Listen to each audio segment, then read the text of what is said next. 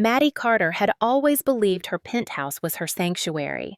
At 34 years old, after more than a decade of grinding work in the competitive world of Miami real estate finance, she finally owned something that no one could take away from her. At least, that was what she thought when she pulled into the underground garage of her building earlier than usual on that humid Thursday evening. A client meeting had been cut short, and for once, she was glad to be heading home before the city lights flickered on. She imagined pouring herself a glass of chilled white wine, kicking off her heels, and watching the sunset melt across Biscayne Bay. As she rode the elevator up to the 25th floor, she noticed something that unsettled her. The car smelled faintly of sweat and cigarette smoke odors rarely present in her pristine building. She brushed it off as coincidence, though, a small knot formed in her stomach. When the doors opened onto her hallway, she heard noises that did not belong. The muffled thuds of heavy objects being dragged, male voices barking instructions, and the scrape of furniture legs against marble tile. Her pulse quickened. She dropped her keys twice before shoving the right one into the lock. The moment the door swung open, she froze. Her penthouse no longer looked like the serene haven she had decorated with such care. Instead, it resembled a loading dock. In the center of the living room stood Martin Hale, her 65-year-old stepfather, his frame still stiff and commanding from his years in the Navy. He was not just present, he was in charge. With an unlit cigar clenched between his teeth, he waved his hand like a foreman directing 4 bulky men in construction boots as they lifted and carried away her belongings. One man struggled with the Italian leather sofa she had saved for months to buy. Another balanced a crate filled with bottles from her wine collection, and through the slats she recognized the Bordeaux 1982 she had planned to open on her next birthday. Against the far wall, another crew member wrapped a gilt-framed oil painting worth $50,000.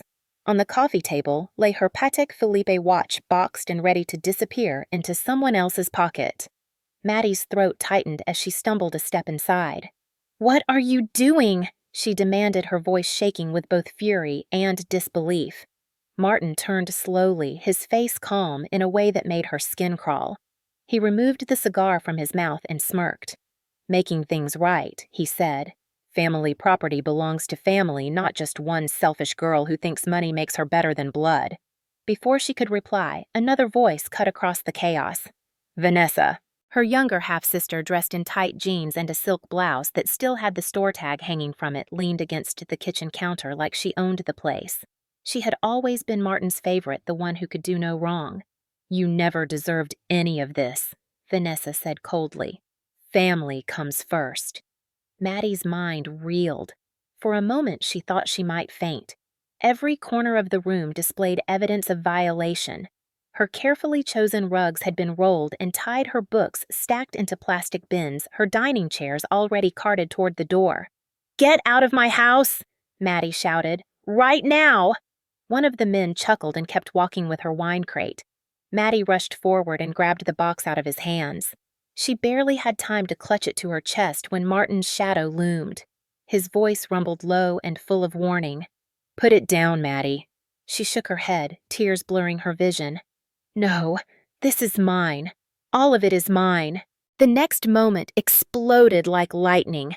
Martin's fist flew without hesitation, striking her across the face with brutal force. Pain shot through her skull as her head snapped back. She lost her grip on the wine crate and it crashed to the floor, glass shattering and Bordeaux spilling across the marble like blood. But it was not only the wine. Warmth spread across her lips and chin. She tasted iron. Her nose gushed red drops splattering the polished floor beneath her. The room tilted. Maddie staggered, clutching the edge of a chair for balance. Around her, no one stopped. The men continued lifting her possessions, walking around her fallen body as if she were invisible. Vanessa did not flinch. She simply crossed her arms and smirked as though she had waited her entire life to see her sister bleed in her own home. Maddie pressed a shaking hand to her face. The marble beneath her knees was slick with both wine and her own blood. The humiliation burned hotter than the pain. She looked up at Martin towering over her. His eyes were hard, his jaw set. "This is how it should be," he said. "You were never meant to stand above family." For an instant, Maddie thought he might strike her again. Her whole body tensed, ready for another blow. but he turned away, already barking orders at the crew. "Take the safe next. Do not scratch it." She watched as two men disappeared into her bedroom, their boots echoing against her hardwood floors. Her safe. The one place where she kept her grandmother's jewelry, her passport, and the deed to the condo. Her heart pounded so loudly she could barely hear anything else. She wanted to scream, to fight, to claw her way out of this nightmare, but her body betrayed her. Her limbs felt heavy, her breath ragged. In that moment, kneeling in her own blood and wine, she made a vow. It was not loud. It did not need to be. It carved itself into her very bones. "They want to erase me," she thought, her vision narrowing, her lips trembling. "I will make sure the world erases them instead."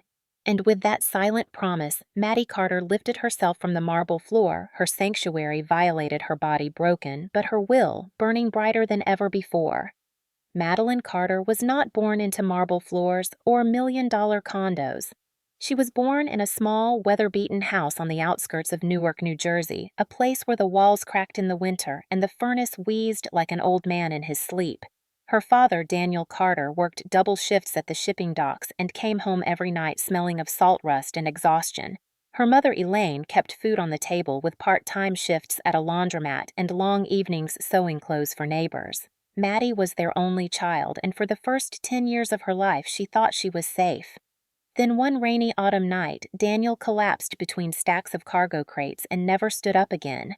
A heart attack stole him before the ambulance could arrive. Maddie remembered the funeral not for the prayers or the flowers, but for the sudden silence in their home afterward.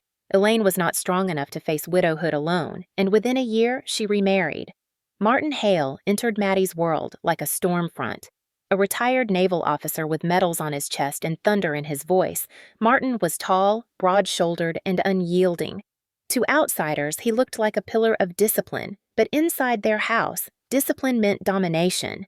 He ordered meals to be cooked exactly his way, expected the television volume to be at military precision, and snapped at Maddie for the smallest mistakes. To him, she was a reminder of Daniel, the man he replaced, but never respected. Maddie quickly learned that surviving meant staying out of his line of sight. Things changed even more when Vanessa was born. From the moment Elaine placed the infant in Martin's arms, Maddie saw the shift. Where she was treated as an unwanted obligation, Vanessa was treated like a prized jewel. Every cry brought comfort, every whim met with indulgence. By the time Maddie was 12, she understood she had become the shadow, while her half-sister basked in the spotlight. At school, Maddie found refuge. Numbers and logic were her allies, the one place where Martin's commands could not reach. Teachers praised her discipline, and for every cruel remark at home, she buried herself deeper in textbooks. By high school, she was working weekends at a diner, saving every dollar in a shoebox hidden beneath her mattress. She refused to depend on Martin's allowance or Vanessa's smug hand-me-downs. When she was accepted into Rutgers on scholarship, she packed her bags and left without a tear. College was freedom, but it was also hunger. She juggled classes in finance during the day and cashier shifts at night. Sometimes she went 2 days surviving on coffee and free crackers from the library lounge. But Maddie thrived under pressure. She interned at a brokerage firm her junior year and realized she had a talent for real estate finance. She could look at a set of numbers and see the skeleton of a building, the future profit or loss painted clear in her mind.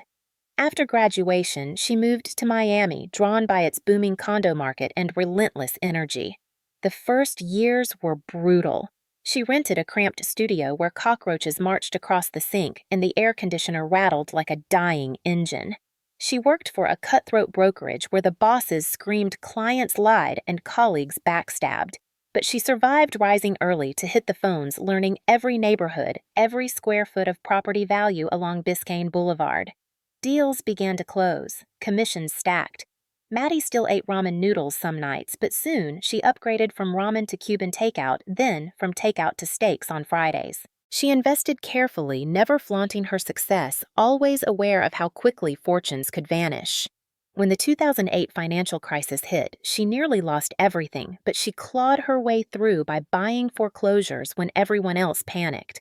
By her late 20s, she had carved a reputation as someone who could not be broken by market swings. All the while, she kept her distance from family. Calls from Elaine went unanswered more often than not. She sent polite cards at Christmas, wired small amounts of money for birthdays, but she never visited the old house. Each time Vanessa posted glamorous selfies or hinted at needing cash, Maddie pressed delete. She reminded herself she was free. She owed them nothing. At 30, she hit her first million. That year, she stood on the balcony of a rented condo overlooking the bay and promised herself she would one day own a place no one could ever take. She began searching relentlessly. Then she founded a 25th-floor penthouse with floor-to-ceiling windows, Italian marble floors, and a view that stretched from the ocean to the city skyline. The asking price was $1.5 million. Maddie signed the papers with trembling hands. It was not just a purchase. It was proof. Proof that a girl dismissed as a burden, treated as less than blood, could build a fortress out of grit and numbers. The day she moved in, she placed her father's old pocket watch on the entry table as a silent witness. She decorated with care, choosing every rug, every bookcase, every piece of art to reflect her journey. The Bordeaux 1982 was a gift to herself bought at an auction she once thought beyond reach. She installed security, double-checked locks, built a safe for documents and heirlooms.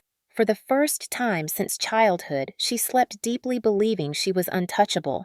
Yet a shadow remained. Each time her mother called and mentioned Martin, Maddie's jaw tightened. Each time Vanessa boasted about a new handbag while asking for money, Maddie felt old resentment stir. She kept her distance, but part of her wondered if one day they would come knocking. That is why the penthouse meant more than marble and glass. It was the wall between her and the toxic tide of her family. It was the declaration that she had escaped and won. To Maddie Carter, the condo was not just a home. It was her armor, her independence cast in concrete and steel. She believed it would never betray her. She believed no one could breach it. And she believed, perhaps naively, that family would stay on the other side of the locked door. It started with a phone call that seemed innocent enough, though Maddie would later replay it 1,000 times, wishing she had let it go to voicemail. She had just finished a long morning meeting and was sitting at her desk in the penthouse when her cell phone lit up with Vanessa's name. For a moment, she considered ignoring it as she usually did. But something about the persistence of the ringing, the way it cut into her focus, made her swipe accept. On the other end, Vanessa's voice was trembling, laced with sobs. "Maddie, please, I do not know who else to call." "The landlord kicked us out," she cried. "We have nowhere to go." Maddie stiffened. The words sounded rehearsed, like a plea Vanessa might have used on dozens of people before. Yet then came the sound that pierced her. A child's cry, sharp and raw, echoing through the line. Maddie's chest tightened. Though she had little affection left for her sister, she had always pitied the child Vanessa had with her husband, a boy she barely cared for. Hearing that cry of distress twisted Maddie's heart. She asked, "Where are you now?"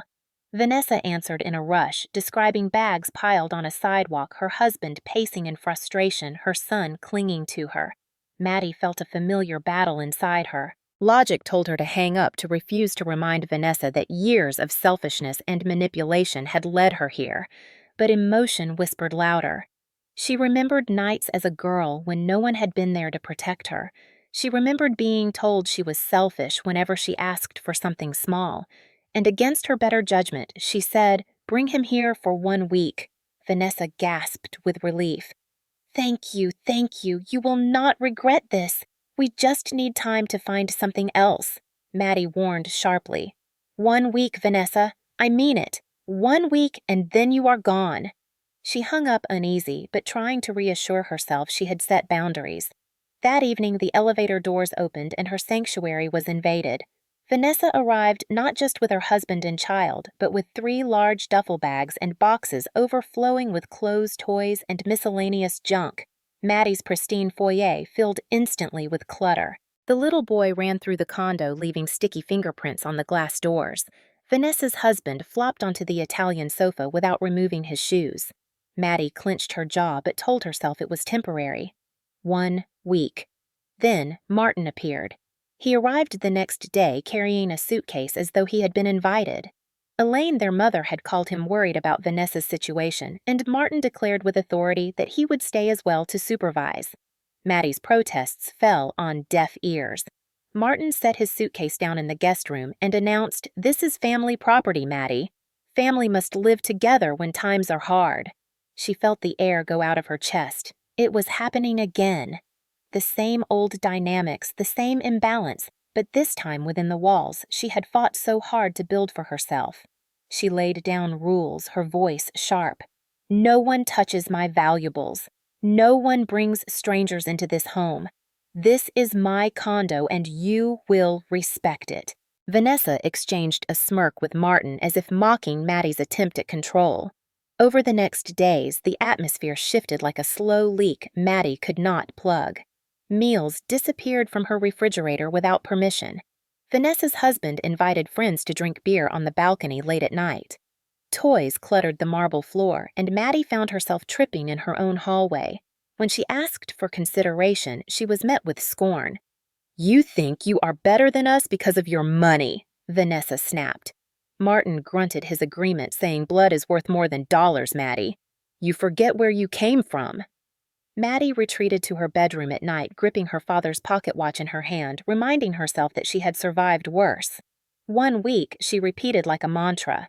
She could endure the intrusion for 1 week, but a week in their language meant something different. By the 5th day, she noticed small items missing. A silk scarf she had worn only once vanished from her closet. A crystal decanter disappeared from the bar. When she confronted Vanessa, her sister shrugged and said, "Maybe you misplaced it." Maddie felt her stomach knot with dread. The boundaries she thought she had set were dissolving like sugar in water.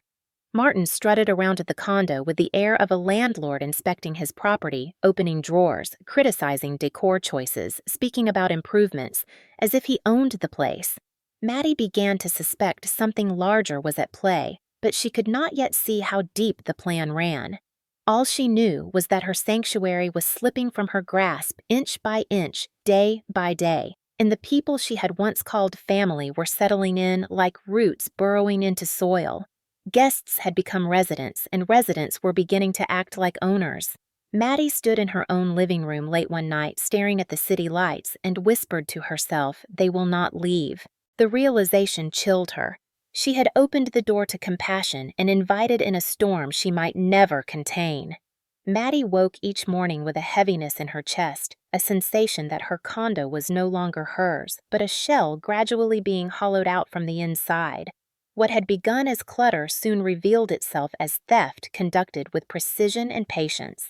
At first, she noticed the absence of a few small luxuries, the kind of things a person could misplace if they were careless.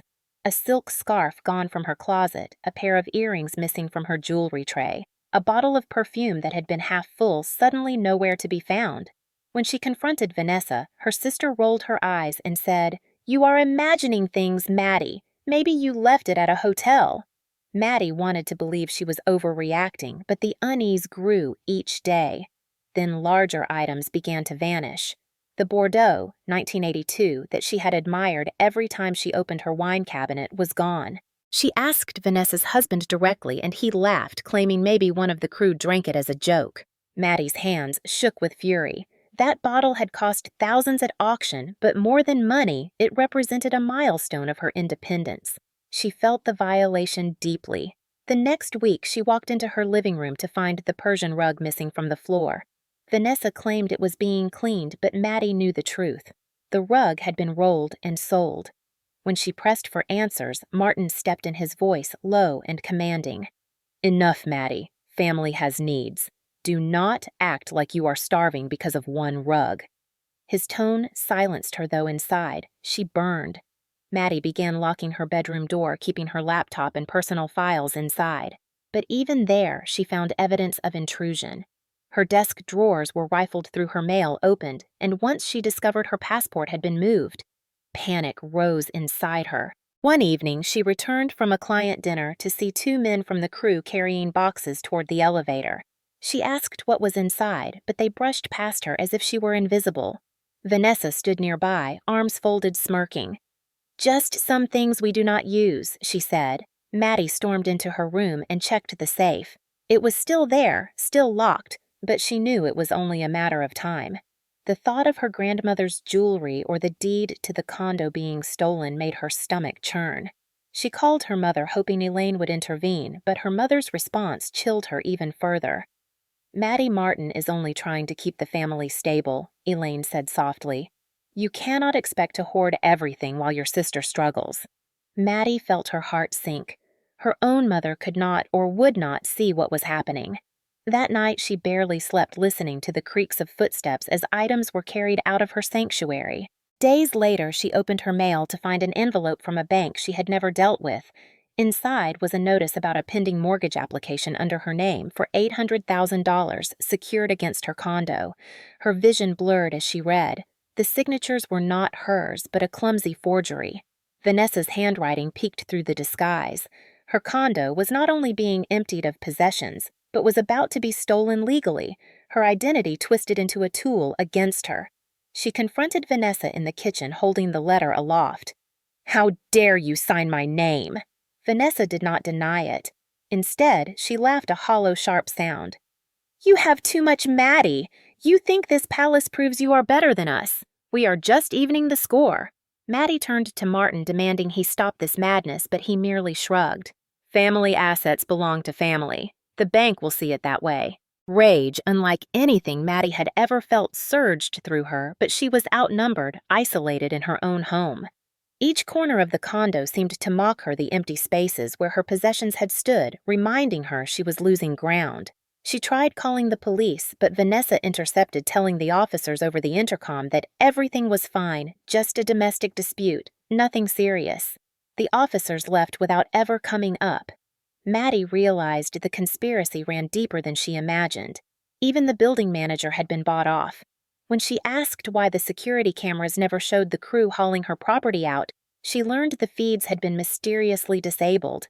Vanessa smirked when confronted, hinting that a little cash had ensured silence. Maddie was trapped inside a nightmare that grew darker each day. The condo, once a symbol of her independence, now echoed with footsteps that were not hers, voices that sneered at her, and the steady disappearance of everything she loved. She stood in her bedroom one evening, staring at the nearly bare living room, the once vibrant space reduced to walls and dust, and whispered to herself, "This is not my home anymore." For the first time in years, she felt powerless. Yet beneath the despair, a new determination began to form. They thought she was weak, that because she was outnumbered, she would surrender. They were wrong. Maddie pressed her hand against the safe, feeling the cold metal beneath her palm, and swore silently that she would find a way to fight back. They might strip her condo bare, they might forge her signature and bleed her finances dry, but she would not let them win. The theft was silent, yes, but so was her growing resolve, and one day soon it would erupt with a force they could not anticipate. Maddie returned home earlier than usual on a Tuesday, her nerves already frayed after a grueling client presentation. She hoped to retreat into what little remained of her sanctuary, maybe lock herself in her room and breathe without hearing Vanessa's mocking voice or Martin's authoritarian commands. But as soon as she stepped out of the elevator and opened her door, the sight that greeted her froze her blood. 2 men from the crew were in the middle of the living room, hauling her steel safe onto a dolly. The safe that contained her grandmother's jewelry, the deed to the condo, her passport, and every important document she had vowed never to lose. The sight ripped the breath from her lungs. "Stop right now!" she shouted, her voice cracking with both fear and rage. "That is mine! Put it down!" The men barely looked at her, continuing to wheel the safe toward the door as if she were a ghost. Maddie rushed forward, grabbing the handle of the dolly and yanking it back with all the strength she could summon. One of the men snarled and shoved her aside. Her knees hit the marble with a painful crack. Before she could rise, Martin's heavy footsteps thundered across the room. He loomed above her, his face carved into stone, his fists clenched. "Move, Maddie!" He growled, his voice deep and commanding. "You are standing in the way of family business." She pushed herself up, blood rushing in her ears, and screamed, "No, this is theft! This is my life! You are stealing!" For one moment, their eyes locked, her defiance clashing with his cold authority. Then his arm snapped forward in a brutal arc. His fist smashed into her face with such force she heard the sickening crunch of bone. Pain exploded across her skull, white light searing her vision. She collapsed backward, her white blouse instantly soaked with blood streaming from her nose. The copper taste filled her mouth as she gasped for air, choking on her own breath. The men continued their work, wheeling the safe out the door as if nothing had happened. Vanessa appeared from the hallway, her arms crossed, her expression icy. She tilted her head and, with a smile dripping venom, whispered, "You never really belonged here, Maddie. You thought this place made you better than us, but you were always the outsider." Maddie's vision blurred, but she caught the smirk on her sister's face and the indifference in her stepfather's stance. They were united in their betrayal, Mother's silence hovering like an unseen accomplice behind them. The humiliation cut deeper than the pain. Her blood stained the marble floor she had chosen so carefully, the floor she once polished with pride, now desecrated by violence and cruelty. Her hands trembled as she tried to crawl toward the door, her body screaming in agony. It was then that fate intervened. Mrs. Delgado, the 72-year-old neighbor who lived across the hall, stepped out to check on the noise. She froze in horror at the sight before her, Maddie bleeding on the floor, Martin towering above her, and the crew carting away a safe. With surprising swiftness for her age, Mrs. Delgado pulled out her iPad and began recording. Her voice shook as she whispered into the device, "This is abuse. This is theft." Neither Martin nor Vanessa noticed. They were too consumed by their scheme to realize the walls themselves now held a witness. Maddie, half-conscious, saw Mrs. Delgado through tear-filled eyes. In that moment, she understood that hope still flickered faint but alive. Even as her strength drained, she forced herself to sit up, clutching her blouse against her face, blood seeping through her fingers. Martin barked orders to the men. Vanessa laughed at some cruel joke, and the safe disappeared into the hallway. But Maddie's thoughts burned with a single truth. They had crossed the final line. They had not only stolen her possessions, but her dignity, her safety. Her very blood spilled on the floor of the home she had built with her own hands. She vowed silently through clenched teeth that this was not the end. They thought she was broken, that she would never rise again. They thought they had erased her. But as the taste of iron lingered on her tongue and the world tilted dangerously, Maddie awoke in a hospital bed with the metallic taste of blood still lingering in her mouth. Her nose bandaged and her ribs aching from where Martin's fist had nearly broken her. The fluorescent lights above hummed, the machines beeped steadily, and for the first time in days she felt a sliver of safety. A nurse explained that she had suffered a broken nose, severe bruising, and a concussion, but that she would recover if she rested. Rest, however, was impossible. Every time she closed her eyes, she saw the marble floor slick with her own blood, saw Vanessa smirking while the crew carried away her life piece by piece. Rage coiled inside her like a spring. She realized that if she waited passively, her condo, her identity, her very independence would be erased. She needed a plan, and she needed allies. The first came unexpectedly. Mrs. Delgado, her 72-year-old neighbor, shuffled into the hospital room, clutching an iPad. Her hands trembled not just from age, but from the weight of what she carried. "I filmed it," she whispered, her eyes filled with sympathy and determination. "I saw what he did to you." She pressed play, and Maddie watched herself crumple to the floor. Martin's fist landing with brutal force, Vanessa standing cold and unmoved. The footage was shaky but undeniable. Maddie felt tears prick her eyes. "Thank you," she whispered, voice cracking. Mrs. Delgado patted her hand. "They thought you were alone, but neighbors see everything. You are not alone anymore." With that reassurance, Maddie's resolve hardened. She contacted Ethan Blake, a seasoned real estate attorney she had once worked with on a financing deal. Ethan arrived the next morning, a tall man in his 40s with a calm voice and sharp eyes. He reviewed the video the hospital reports and the fraudulent mortgage application Maddie handed him. His jaw tightened. "They have crossed every possible line," he said. "Assault, fraud, theft, conspiracy. We can bury them legally if we gather enough evidence." Maddie leaned forward, pain shooting through her ribs, and asked, "Where do we start?" Ethan's plan was precise. First, secure the video and medical records. Those were undeniable evidence of assault. Second, notify the bank of the fraudulent mortgage, freezing the process before any money could be withdrawn. Third, bring in the media to shine light on the abuse. And fourth, hire private security to prevent further looting of the condo until the court could intervene. Maddie agreed to every step. That same afternoon, Ethan called the bank and demanded a freeze on the mortgage application. The bank hesitated until Ethan threatened to involve state regulators. Within hours, the application was flagged and suspended pending investigation. 1. Front secured. Next came the media. Maddie reached out to a contact at NBC Miami, a reporter she had met at a real estate conference. When she explained the situation, the reporter's eyes widened. $1.5 million condo being stripped by family under the leadership of a violent ex-naval officer. It was the kind of story that would grip viewers across the country. NBC Miami promised an exclusive segment if Maddie provided footage and interviews. Maddie agreed. She wanted the world to see her blood on that marble floor. Still, the condo remained vulnerable. While she recovered in the hospital, Vanessa and Martin continued to occupy the penthouse.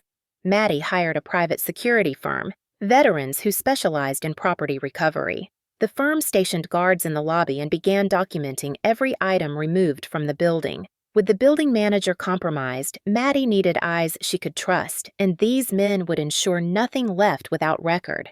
When she was discharged from the hospital, Maddie returned to her condo flanked by security and Ethan. The sight that greeted her nearly broke her again. The living room was stripped bare, the shelves empty, the artwork gone, the rugs missing. The safe in her bedroom had been dragged halfway to the door before the security team intervened. Martin glared from the couch, his fists clenched, but the presence of the guards kept him from lashing out. Vanessa feigned innocence, cradling her child and claiming they were only borrowing. Maddie ignored their lies. She stood in the hollowed-out space and swore to herself she would not just take back her home. She would make sure they paid publicly. The following week, NBC Miami aired the footage. The segment opened with Maddie's swollen face and bandaged nose as she described the betrayal, then cut to Mrs. Delgado's shaky video of the punch. Viewers across Florida gasped as Martin's fist connected and Maddie collapsed. Social media exploded. #Justice for Maddie trended on Twitter. People wrote furious comments demanding arrests. Donations poured in from strangers who had been victims of family exploitation. The public outrage gave law enforcement no choice but to act. Police arrived at the condo with warrants backed by the security team and media cameras rolling. The crew scattered. Vanessa wept theatrically, and Martin barked about family rights until he was handcuffed. Maddie watched with grim satisfaction as boxes of her possessions were recovered from the loading dock. Still, Ethan warned the battle was not over. Court awaited, and Martin and Vanessa would fight viciously. Maddie knew he was right, but for the first time she felt momentum shift. She was no longer the bleeding victim on the marble floor. She was a fighter with evidence, allies, and a nation watching. The days leading up to the trial were a whirlwind. Maddie met daily with Ethan, organizing receipts, photos, and documents. She cataloged every missing item with meticulous care, showing the total value stolen exceeded $300,000. She recorded statements from neighbors who had seen the crew hauling furniture at odd hours. Mrs. Delgado became a local hero. Her simple bravery celebrated on talk shows. Maddie hugged her one afternoon, whispering, "You saved me," and the older woman replied, "No, dear. You saved yourself. I only held the camera." At night, Maddie sat in her bare living room, the silence oppressive, but instead of despair, she felt fire. She replayed Martin's words, "Family assets belong to family," and let the anger sharpen her focus. Family had tried to erase her, but she would prove to the world that blood could not justify theft. Ethan prepared her for the courtroom. "They will attack your credibility," he warned. "They will call you greedy, selfish, cold. You must hold firm. Do not let them rattle you." Maddie nodded. She had been belittled her entire life by Martin and Vanessa. She could endure it once more if it meant victory. The night before trial, Maddie stood on her balcony overlooking Miami's glittering skyline. The condo was nearly empty, but she felt something stronger than furniture filling the space. It was resolve, pure and unbreakable. She whispered into the night tomorrow they faced justice. The plan was in motion, and for the first time in weeks, Maddie felt control returning to her hands. The condo felt like a battlefield reclaimed but not yet secure. Though Martin had been arrested and the fraudulent mortgage frozen, Vanessa still lingered with her husband, feigning innocence while quietly plotting. Maddie knew her sister's schemes were not finished. One evening, she returned late from a strategy meeting with Ethan and decided she needed her laptop, which she had hidden in a locked drawer of her bedroom desk. Inside that computer were years of files, client lists, and proof of her financial independence. Without it, she felt exposed. She slipped quietly into the building, hoping to avoid confrontation, but the elevator doors opened to reveal two of the crew members who had not yet been caught by police. They eyed her like wolves spotting prey. Maddie kept her head high and walked past them, but her pulse hammered. She entered her condo, retrieved the laptop from its hiding place, and tucked it into a messenger bag. The rooms echoed with emptiness, stripped of furniture, yet she still felt eyes on her. As she turned to leave, she heard heavy footsteps behind her. Vanessa's husband emerged from the shadows, smirking. "Thought you could just walk away," he sneered. Maddie's throat went dry. She pushed past him, but he grabbed her arm. In the scuffle, the messenger bag slipped the laptop, thudding against the marble. She yanked free, scooped it up, and bolted for the door. Shouts erupted behind her as more footsteps joined the chase. Maddie sprinted to the stairwell, her heels clattering against concrete steps. Adrenaline drowned out the pain in her ribs. She burst into the parking garage, the air thick with gasoline fumes and the echo of engines. One of the crew revved a pickup truck, headlights flaring and blinding her. She darted sideways just as the vehicle lurched forward, tires screeching. Her heart slammed in her chest. The truck swerved, missing her by inches, but she stumbled, scraping her palms on rough cement. She scrambled to her feet, clutching the laptop bag like a lifeline. The men were shouting now, their boots pounding closer. Maddie ducked between parked cars, weaving in and out, her breath-ragged lungs burning. She could hear the roar of the truck circling, hunting. Panic clawed at her, but she forced herself to focus. She could not let them corner her. Ahead, she saw the elevator bay, its metal doors gleaming under harsh fluorescent lights.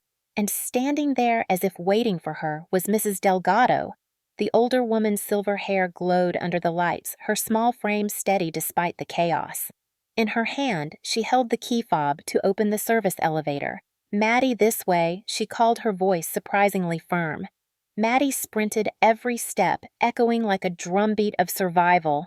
The crew shouted, closing in, but Mrs. Delgado pressed the button, and the elevator doors slid open with agonizing slowness. Maddie dashed inside, just as one of the men lunged, fingers grazing her sleeve. The doors began to close, but a boot jammed between them. For a terrifying second, Maddie thought they would be dragged in after her, but Mrs. Delgado lifted her cane and jabbed it with surprising force at the intruding leg. The man yelped and stumbled back, and the doors sealed shut. The elevator hummed upward, carrying them away from the danger. Maddie collapsed against the wall, clutching her laptop bag to her chest, her body trembling. Mrs. Delgado placed a steadying hand on her shoulder. "They forgot something," the older woman said, her voice calm. "Neighbors watch everything." Maddie looked at her with tears in her eyes. "You saved me again." Mrs. Delgado shook her head gently. "No, child. You saved yourself by fighting back. I am just the witness."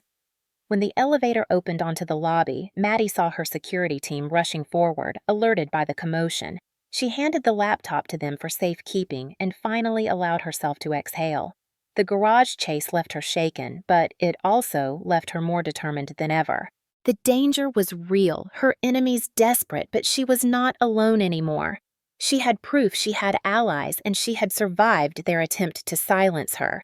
The night air outside smelled of freedom as she stepped out of the building, holding her head high. The war was not over, but in that moment, she knew she was winning. The morning after the garage chase, Maddie awoke with a new sense of clarity. She could not keep this war confined within the marble walls of her condo. Martin, Vanessa, and their accomplices thrived in the shadows where intimidation and lies could flourish. To defeat them, she had to drag their crimes into the light where the world could see. Ethan arrived early, carrying a thick folder of documents and a calm determination that steadied her nerves. He explained that NBC Miami was ready to run the exclusive story they had promised complete with the footage Mrs. Delgado had recorded and Maddie's medical records. The public would see everything from the fraudulent mortgage papers to the bruises still fading on Maddie's face. Maddie hesitated, worried about exposing her pain to millions, but Ethan reminded her that silence only protected her abusers. Let them see what they did, he urged. Let them answer to more than just a judge. By noon, NBC's camera crew was setting up in Maddie's stripped living room. She sat on a lone chair provided by her security team, the walls bare where art once hung the echo of emptiness surrounding her like a second wound. The reporter adjusted the microphone and asked gently, "Are you ready?" Maddie inhaled deeply and nodded. The interview began with her recounting the moment she walked in on Martin directing men to carry away her possessions. She described the smell of sweat, the sight of her Bordeaux being hauled away like common junk, and the disbelief when her own sister sneered that she did not deserve her home. Her voice cracked as she relived the punch, the way her blood splattered across the marble floor, and how she had knelt surrounded by both wine and humiliation. The reporter then played Mrs. Delgado's video on air. The shaky footage captured the blow, Martin's towering figure, and Vanessa's smirk. The silence in the room was palpable even among the crew. One cameraman muttered "My God" under his breath. The segment aired that evening. Within minutes, the internet caught fire. #Justice for Maddie shot to the top of Twitter trends across Florida and then nationwide. Viewers expressed outrage that a decorated naval veteran could brutalize his stepdaughter in her own home while stealing her fortune. Strangers wrote messages of support, sharing their own stories of family betrayal. Some sent donations, insisting she use them for legal fees. Talk show hosts discussed the case, calling it a chilling example of toxic family dynamics hidden behind closed doors. Pressure mounted on the police, who until then had been reluctant to escalate charges. Now, with cameras watching and citizens demanding action, officers arrived at the Condo complex alongside NBC journalists and Maddie's security team. Maddie stood outside the lobby, her heart pounding as the scene unfolded. The police entered the building and minutes later emerged with two of the remaining crew members in handcuffs. Reporters shouted questions while neighbors gathered, some clapping, others shaking their heads in disbelief. Vanessa appeared next, carrying her son on her hip and sobbing dramatically for the cameras. She claimed it was all a misunderstanding, that they had only been borrowing items until they could pay her back. Her crocodile tears fooled no one. NBC immediately cut to the footage of her laughing while the crew carried Maddie's belongings away. The crowd jeered, the sympathy she sought evaporating into scorn. Then Martin was brought out, his wrists shackled, his jaw clenched. Even in custody, he tried to command authority, barking at reporters that this was a private family matter. But when a journalist shouted, "Do private family matters include forgery, theft, and assault?" his face darkened. For the first time, Maddie saw doubt flicker in his eyes. Standing beside the cameras, Mrs. Delgado lifted her chin proudly. She had become a local hero overnight, praised for her courage in recording the assault and protecting Maddie during the garage chase. When a reporter asked her why she had risked involvement, she replied simply, "Neighbors must look after one another, especially when someone is too afraid to speak." The words resonated across broadcasts, sparking discussions about community responsibility. That night, NBC ran a follow-up segment showing the recovered boxes of Maddie's possessions being carried back into her condo under police supervision. Each box bore evidence tags, each item cataloged as part of the criminal case. Maddie stood in the background, tears slipping silently down her cheeks as she watched fragments of her life return. The public responded with a tidal wave of empathy. Thousands of viewers left comments saying they wished they had been as brave as Maddie when facing toxic relatives. Domestic violence hotlines reported an increase in calls. Advocacy groups reached out, offering partnerships for future campaigns. For the first time in weeks, Maddie slept without nightmares. The tide had turned. Yet the exposure also brought risks. Vanessa's lawyers tried to paint Maddie as vindictive, arguing on talk shows that she had staged the incident for publicity. Their words only enraged the public further, especially when juxtaposed with the unfiltered footage of blood on marble. Ethan reminded Maddie that every attack against her character was proof they were cornered. The next morning, as she walked to her building lobby, she was greeted by applause from strangers who had seen her story. A woman in her 50s hugged her and whispered, "You gave me courage to leave my abusive brother." Another man pressed a small envelope into her hand containing a note that read, "Justice must start somewhere." Maddie realized that what had begun as her personal nightmare was becoming a movement. The exposure had not only preserved her condo, it had ignited something larger. The trial was still ahead, and she knew Martin and Vanessa would not go down quietly. But for the first time, she felt the full weight of public opinion behind her. The city of Miami knew her name. The nation had seen her blood, and her abusers were no longer predators in the dark. They were criminals under the spotlight, unable to hide from the justice barreling toward them. The courthouse in downtown Miami stood tall and imposing, its white columns gleaming under the relentless Florida sun. On the morning of the trial, Maddie walked up the steps with Ethan at her side, flanked by security and the watchful eyes of cameras that had gathered since dawn. The plaza was crowded with protesters holding signs that read, "Justice for Maddie and Stop Family Fraud." The buzz of reporters blended with the chants, and Maddie felt both fear and power coursing through her veins. This was no longer just her fight. It had become a spectacle, a test case for everyone who had ever been betrayed by blood. Inside the courtroom, the air was cool but heavy with anticipation.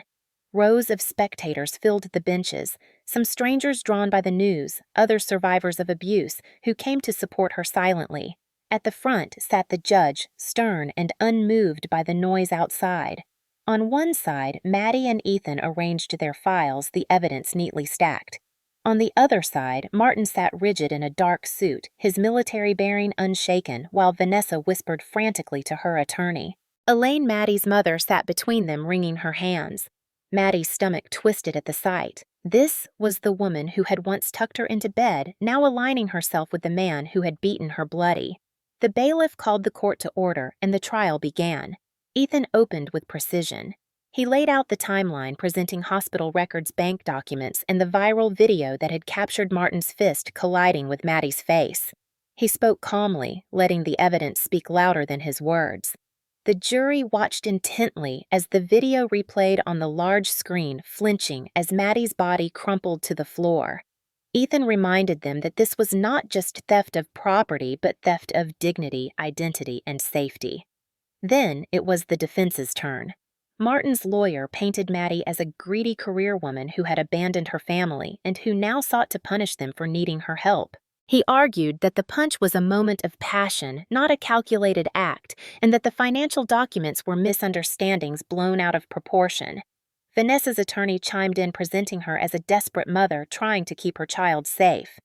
Maddie clenched her fists under the table, biting her lip until she tasted blood again. She wanted to scream at their lies, but Ethan placed a steady hand on her arm, reminding her silently to stay calm. The first witness called was Mrs. Delgado. The elderly woman hobbled to the stand with her cane. Her silver hair neatly tied back, her eyes sharp with resolve. She recounted what she had seen in the hallway and garage, how she had recorded the assault on her iPad. When the defense tried to shake her by suggesting her memory was unreliable due to age, Mrs. Delgado lifted her chin and replied firmly, "My eyes may be old, but they do not lie." The jury smiled at her courage, and Maddie felt gratitude swell in her chest. Next, Maddie herself took the stand. She described her childhood, Martin's cruelty, and Vanessa's manipulations. She told the jury about the mortgage forgery, about the missing possessions, about standing on marble slick with her own blood, while her family ignored her pain. Her voice broke when she turned toward her mother. "Mom, it was my blood on that floor," she said.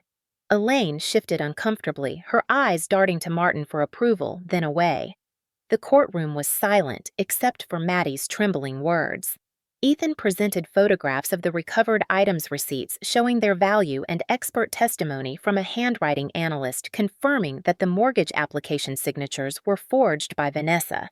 Piece by piece, the case stacked against them.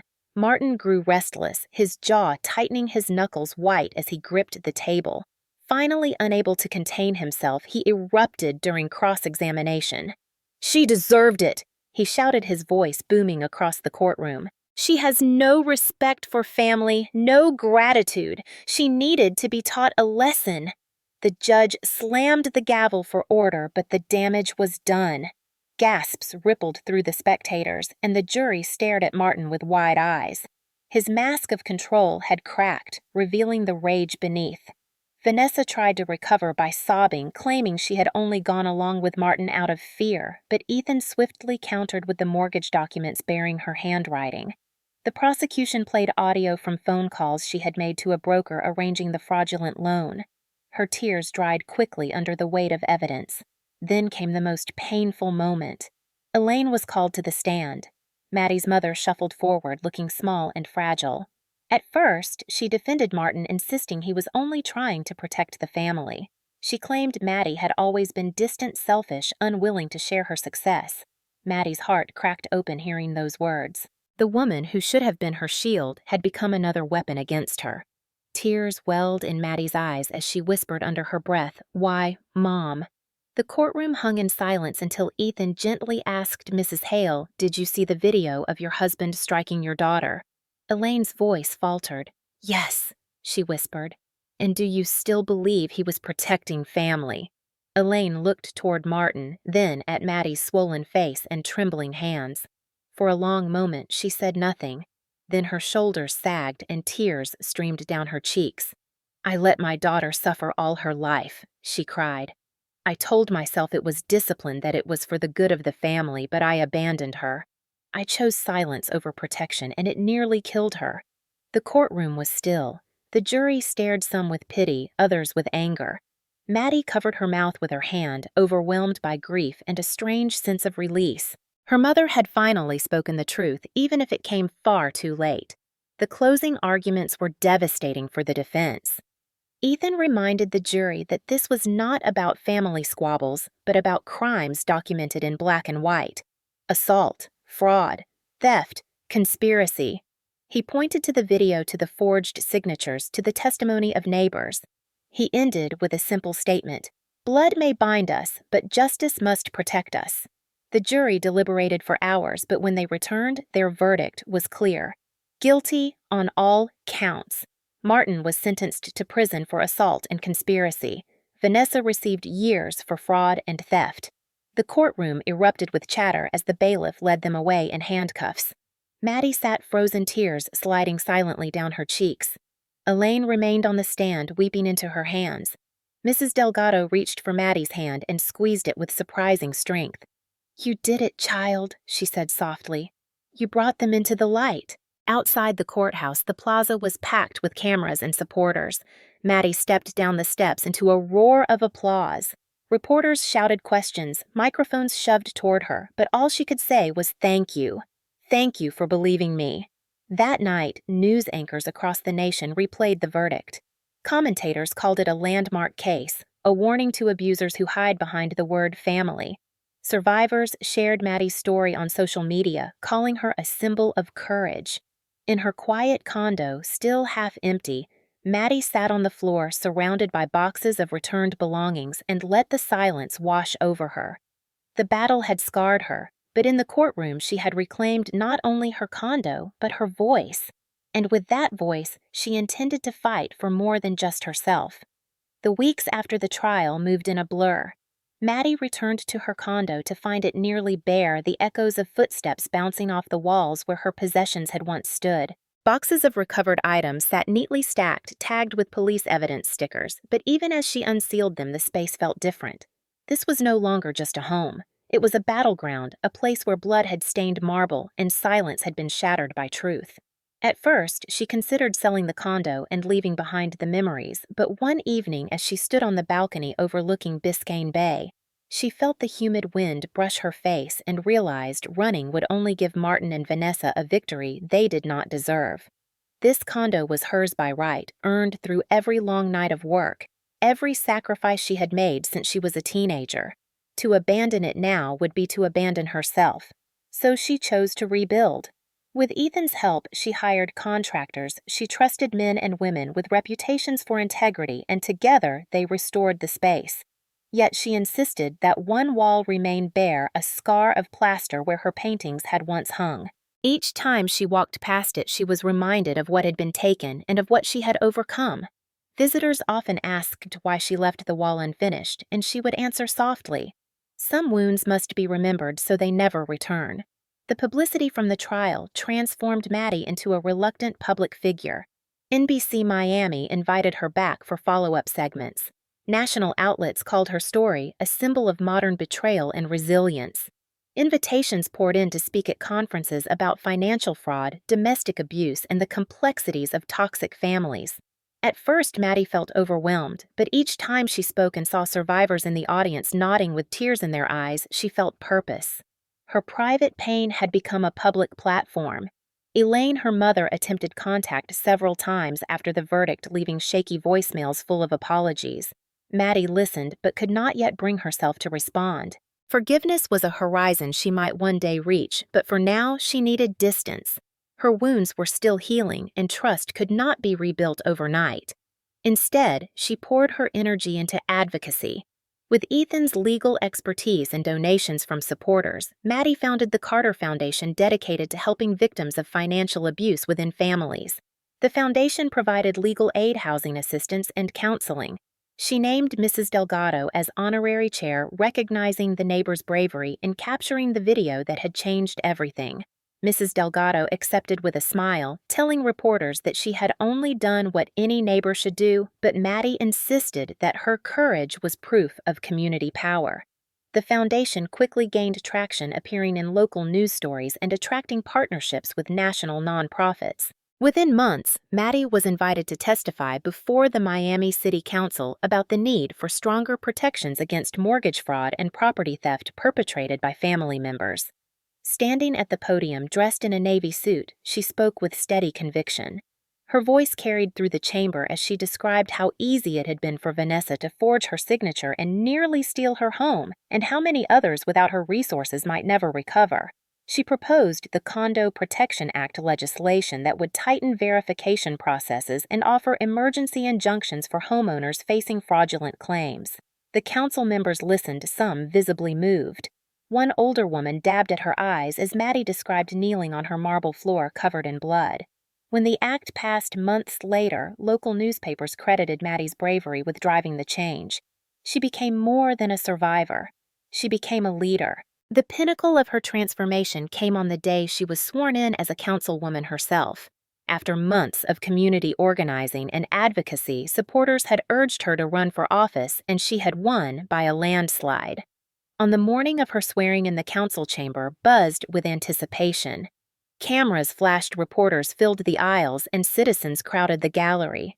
Maddie walked to her seat carrying not only the weight of responsibility, but also a small folded item in her hand. It was the white handkerchief she had pressed to her nose the night Martin struck her, still stained with a faint rust-colored blot of dried blood. She placed it gently on the desk in front of her as she took the oath of office. Gasps rippled through the crowd as cameras zoomed in on the symbol. Maddie's voice did not tremble. She spoke the words of her oath clearly, her eyes lifted, her back straight. In that moment, she was no longer the bleeding woman on the floor. She was a lawmaker, a voice for those who had been silenced. Reporters later described the image of the blood-stained cloth on the polished council desk as iconic, a reminder that personal pain could fuel public change. After the ceremony, Maddie stepped outside to cheers from supporters. She shook hands, hugged survivors, and thanked Mrs. Delgado, who stood proudly beside her cane in the front row. The older woman whispered, "You turned your wound into a weapon," and Maddie smiled, replying no into a shield. That evening, she returned to her condo, now fully furnished again, though still bearing the scar of the bare wall. She poured a glass of wine, not Bordeaux, but something simple, and stood by the window as the city lights sparkled. For the first time in years, she felt whole. Her journey from victim to leader had been brutal, marked by betrayal, blood, and courtroom battles, but it had forged her into something stronger. She had turned her suffering into purpose, her condo into a platform, her voice into a force. And though the shadows of Martin and Vanessa would always linger in memory, they no longer defined her. Maddie Carter had written her own ending, and it was one of victory, resilience, and leadership. Maddie sat alone on the balcony of her condo one humid Miami evening, the lights of the city glittering against the dark water of Biscayne Bay, and for the first time since everything began, she allowed herself to breathe without fear. The trial was behind her, the condo restored her position on the city council secure, and the Carter Foundation already helping dozens of families who had faced betrayal from those closest to them. Yet even in this moment of peace, memories surged the smell of Martin's cologne as he leaned close to deliver his punch, the look of cold satisfaction on Vanessa's face as she directed the crew to carry away her possessions, the sting of betrayal in her mother's voice when she defended Martin in court. Those scars would not vanish, but they no longer held power over her. They had become a kind of fuel, a reminder that pain could be reshaped into progress. She reflected on how often society excused abuse when it came wrapped in the language of family, how many times she herself had been told to endure, to compromise, to let it go for the sake of harmony.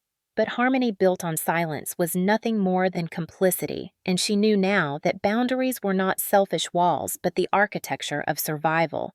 She thought of the bare wall she had left untouched in her condo, the symbolic scar of plaster that bore witness to what had been taken. Visitors often looked uncomfortable when they saw it, but Maddie welcomed that discomfort. It forced people to acknowledge that beauty without memory was hollow. That wall was her truth, her warning, her promise. She considered her mother Elaine, who had wept in court, admitting she had failed her daughter by siding with Martin for so many years. Maddie was not yet ready to forgive, but she was willing to consider the possibility of rebuilding brick by careful brick. The acknowledgement mattered. It meant her mother had finally seen her, perhaps for the first time since she was a child.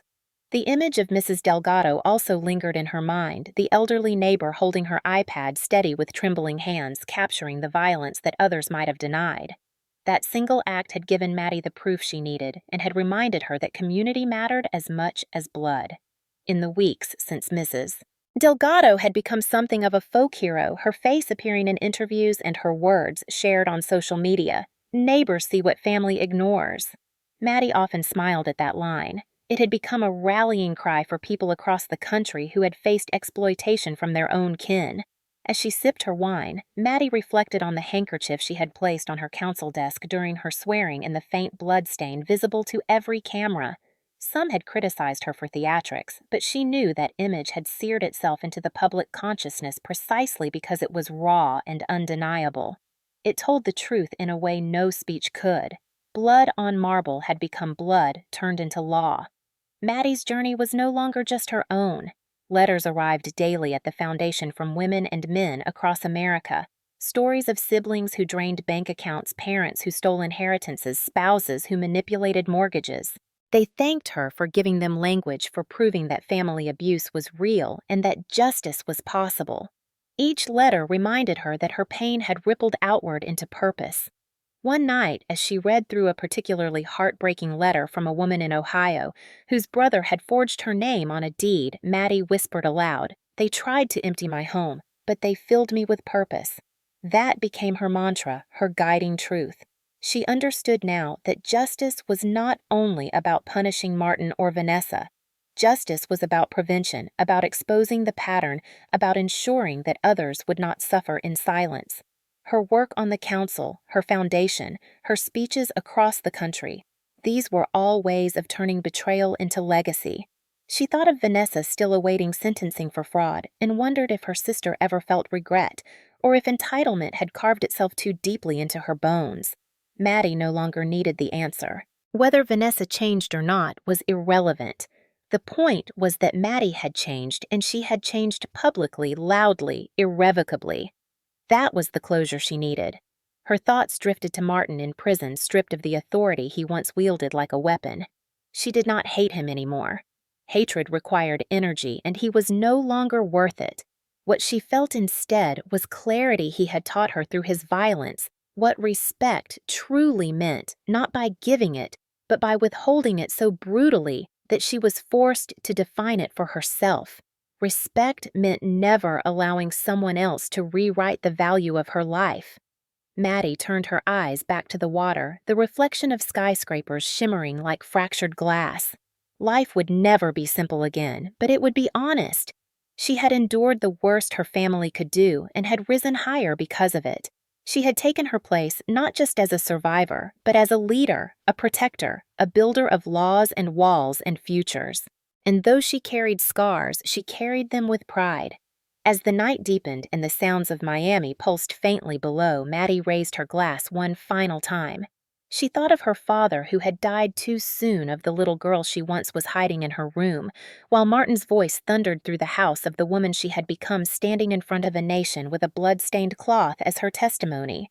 She whispered softly to freedom, to boundaries, to the power of saying no. And as the breeze lifted her hair and the city lights flickered like stars, she knew that her story would not end here. It would live on in laws, in letters, in the quiet strength of every person who chose self-respect over obligation. Family might have betrayed her, but community had embraced her. Blood had been spilled, but from it had grown a legacy. That was closure. That was victory. That was the perfect revenge. When you hear my story, you may think it is only about one woman, one condo, and one betrayal, but it is bigger than that. It is about the moments when people we should be able to trust most turn against us and try to strip us not only of our possessions, but of our dignity. And I know so many of you watching have faced something similar, whether it was a parent who dismissed your pain, a sibling who stole from you, a spouse who betrayed you, or a friend who walked away when you needed them most. So, I want to ask you directly to take a step with me right now and make this channel a place where no one feels alone in their story, where we share not just the victories but also the scars that taught us strength, because by telling our truths, we create a community stronger than any betrayal could ever be. And I would love for you to share in the comments where you are watching from tonight. Maybe it is New York or Texas or California, or even from another country. And along with that, tell me if you have ever been betrayed by family or someone close. Because every time you share, you give courage to someone else who is still afraid to speak. And if you found yourself moved by what happened to me, please click like, so more people can find this story, and make sure you subscribe, because the next story may speak to your own experience in ways you do not expect. And together we will keep building a space where pain is turned into power and where voices once silenced are heard loudly and clearly.